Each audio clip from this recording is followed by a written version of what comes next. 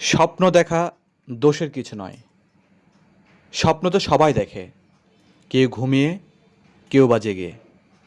ঘুমিয়ে স্বপ্ন দেখাটা প্রাকৃতিক, কিন্তু জেগে থেকে দেখাটা কৃত্রিম, যা মানুষের ইচ্ছে আকাঙ্ক্ষার উপর ডিপেন্ড করে। আবুল কালাম আজাদ বলেছিলেন, স্বপ্ন সেটা নয় যা মানুষ ঘুমিয়ে দেখে, স্বপ্ন সেটা যা মানুষকে ঘুমোতে দেয় না। আমরা প্রায়ই স্বপ্ন দেখি, কিছু করব, কিছু করা উচিত, কিংবা নিজের পায়ে দাঁড়াতে চাই, কিন্তু কিভাবে শুরু করব সেটা জানি না।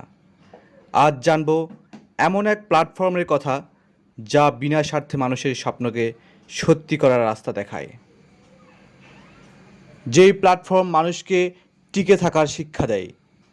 হ্যাঁ, এতক্ষণ বলছিলাম এন্টারপ্রেনিয়র্স কিংডম অব বাংলাদেশ, ইকেবির কথা।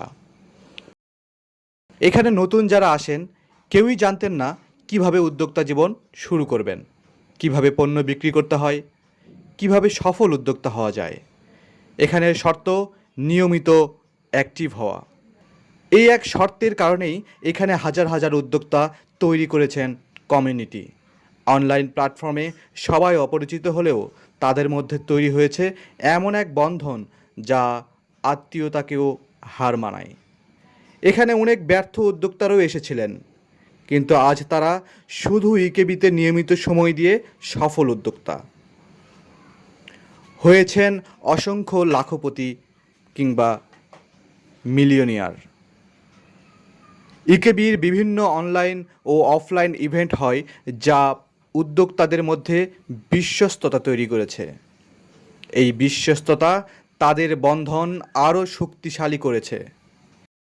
ইকেবিতে শুধু বাংলাদেশ নয়, বিশ্বের ৬৫টিরও বেশি দেশের বহু সদস্য যুক্ত রয়েছেন এখানে। তারাও নির্দ্বিধায় বাংলাদেশ থেকে দেশের বাইরে বা বাইরে থেকে বাংলাদেশে পণ্য কেনাবেচা করেন। এভাবে ইকেবি তার স্বপ্নবাজ পরিবার নিয়ে এগিয়ে যাবে, তৈরি করবে বাংলাদেশ সহ বিশ্বের বিভিন্ন দেশের উদ্যোক্তাদের সাথে নেটওয়ার্ক।